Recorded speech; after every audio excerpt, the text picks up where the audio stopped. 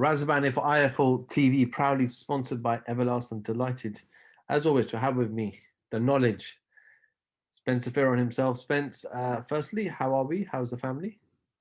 Everybody's good, and even better for speaking to my brother from another mother, Raj. So I think Raj. What's saying Raj? Raz. Stop, brother. Nah. Yeah, even better for speaking to you, my friend. Always a pleasure. Spence, bit of change happening in the UK boxing scene. Last couple of weeks was announced. Eddie Hearn is probably obviously everyone knew it was going to happen. It was just a matter of time with them announcing it. Eddie Hearn moving to the zone fully in the UK, and Sky Sports continue in boxing. What was your reaction when you heard those news? Well, it was direction because I've been, if anybody listening to me, I've been saying this for the last 2 years that was going to happen, and it's happened. And we got, you know what?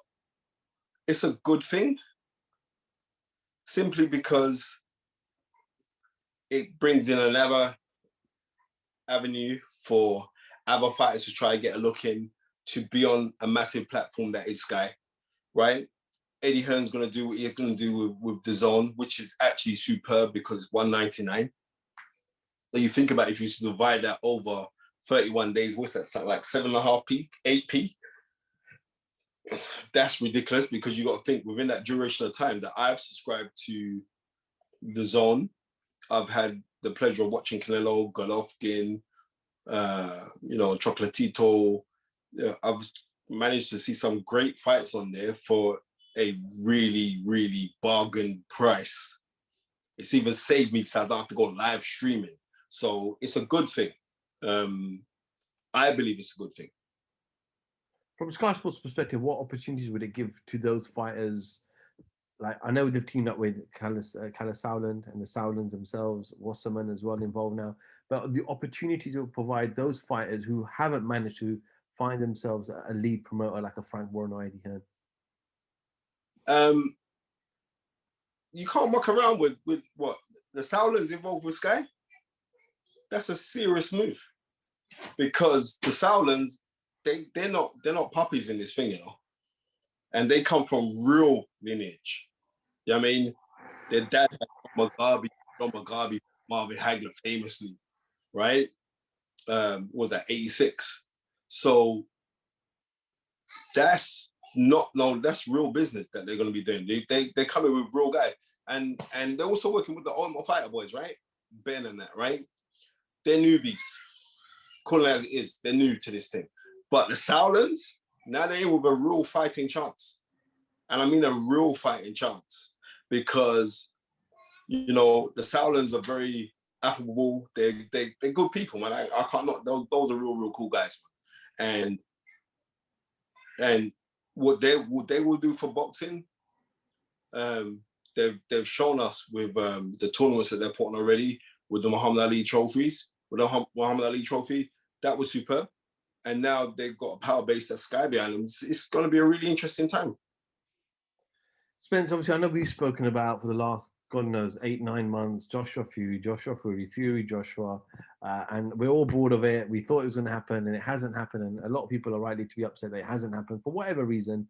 But the fights that are happening, Fury, Wilder, the trilogy, and looks like AJ Usyk. I'm going to start with Fury and Wilder. Wilder bringing in Malik Scott. We know Malik's been in the sport, loves reading, loves educating himself about the sport itself.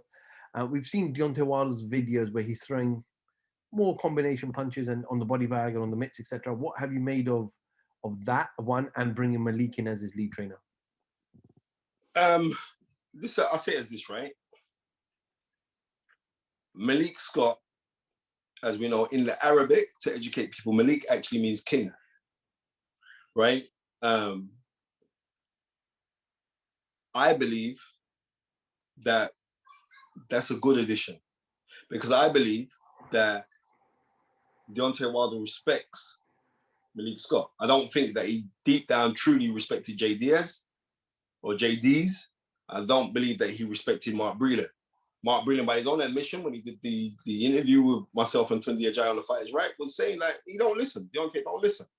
But you can see that he's listening to Malik Scott, right? That's That's just added. He's just added more to his arsenal. That is it.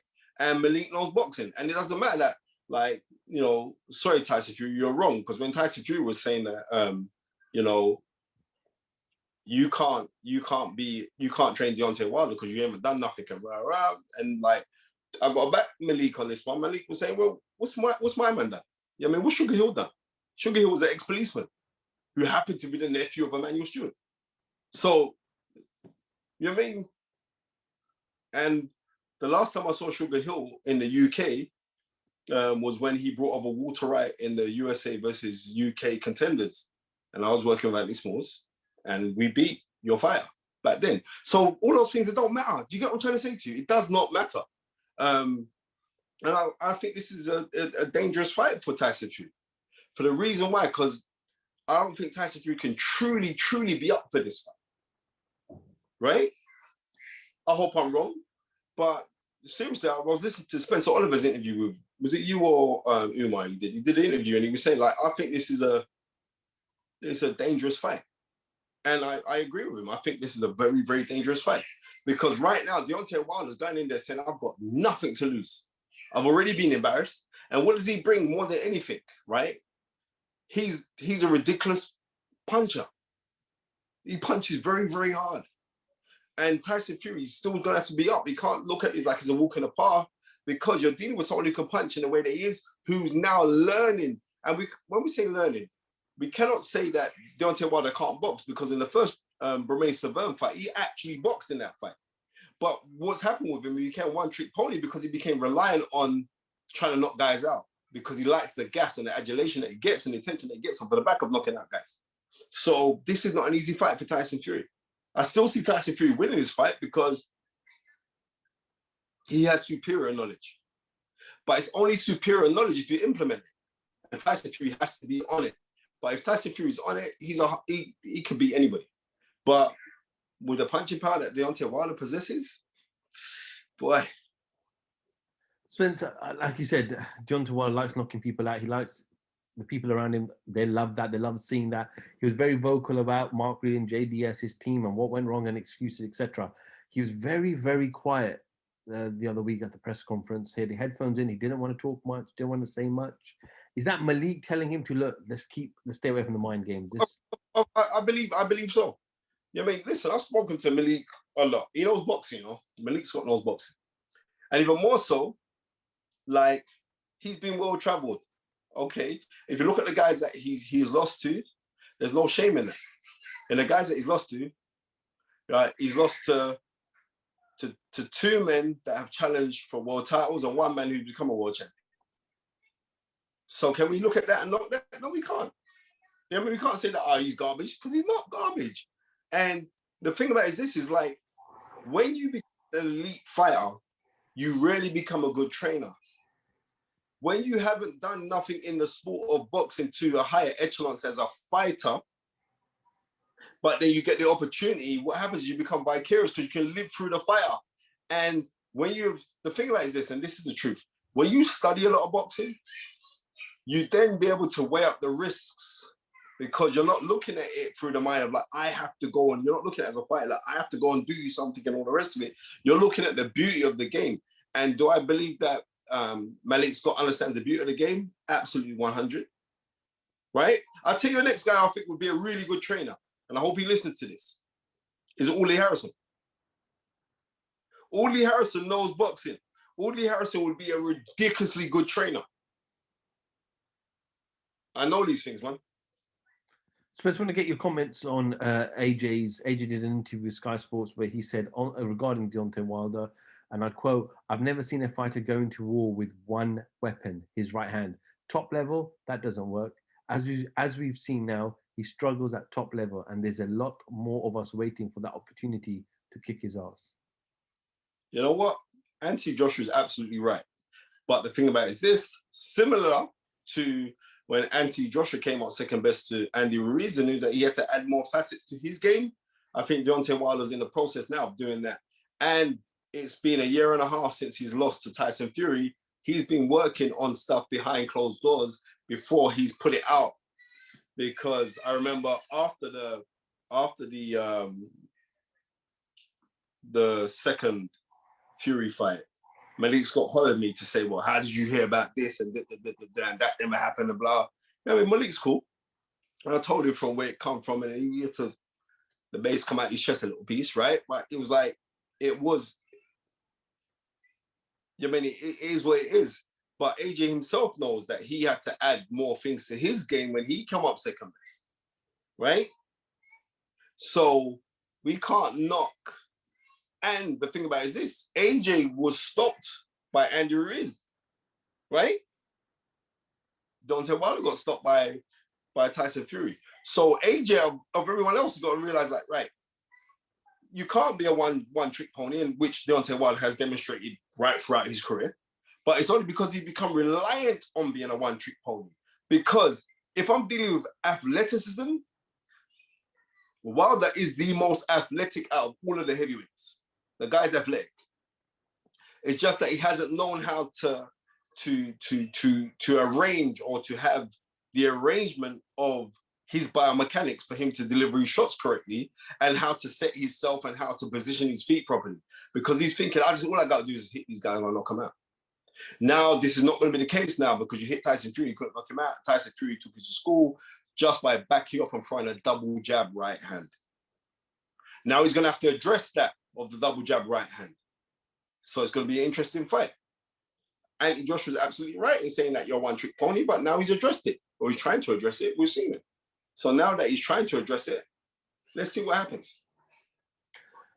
Everyone was thinking Anthony Joshua's going to vacate the WBO title. Eddie Hearn was very vocal that they're not going to be, they were kind of fed up in being dictated by the governing bodies, but it doesn't seem like that's going to happen. Looks like that fight, it's going to happen. Anthony Joshua said himself towards probably end of September with Alexander Usyk. But I know I've spoken to you before about Alexander, and he said, you know, the fight with Chisora was close. He hasn't really proven himself at heavyweight yet, but is he still going to be a tough challenge for Joshua?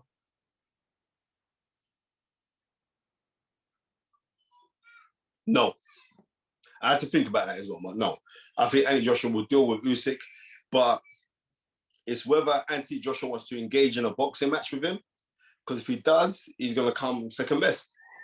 If Anthony Joshua boxes from a tight range, comes back with the left hook after throwing that right hand, then Anthony Joshua could possibly stop Usyk in about 8 rounds, right? Because I don't think, and this is as a cruiserweight, and the thing about it is this, technically, Usyk is far more superior than Anthony Joshua. But I just think the physical size of Anthony Joshua, the way that he is now, how to station his feet now, how he positions his feet. He positions his feet, and before Anthony Joshua would have to set himself to punch, now Anthony Joshua can actually throw a shot off of a bounce. Go watch his last fight against Pulev. He can throw a shot off of the bounce, like he can set himself, bounce, then throw a shot. Because of that, he's trying to add more to his game. But Usyk as a cruiserweight was the baddest thing. Easily a top 5 fighter. But now you're competing at heavyweight. Your 2 fights at heavyweight have not impressed me enough to say that you could go in with an Anthony Joshua. I think you could follow Anthony Joshua for a little bit because you're from the southpaw position, but I know that they're doing a lot of study as well on southpaw fights. AJ's team, a fight that you shouldn't be watching, Muhammad Ali versus Carl Middleberger when Ali defended his world title. Forget that fight because Ali boxed terrible in that fight. He did get the stoppage, but he boxed terrible in that fight, right? But I think for them to deal with southpaws, watch Bernard Hopkins versus Antonio Otava, how to fight inside of a southpaw's lead right leg. Watch that. Those are people trying to think, well, you got to be fought on the outside of theirs. And if you watch how Bernard Hopkins deals with southpaws, he usually fights them in the center of them. You know, reason why, because he can generate the power from there, and everything's timed, so he can throw time shots from there. I think that could be very, very important for him in this fight. But from a tight guard, I can see Anthony Joshua eventually walking down Usyk and stopping him, because this is not the Usyk who's a cruiserweight. He's now at heavyweight. Chaz Witherspoon wasn't impressive to me. Derek Chisora gave you a true run. And this is no disrespect to Derek Chisora because he's my guy, but Derek Chisora is not Anthony Joshua. Spence, this Saturday is the return of arguably Leonard Elvey says the face of pay-per-view, Gervonta Davis. Spence is moving up from 130, jumping straight to 140 against a very tall 5'10", 5'10" and a half, Mario Barrios, undefeated Mexican. Tough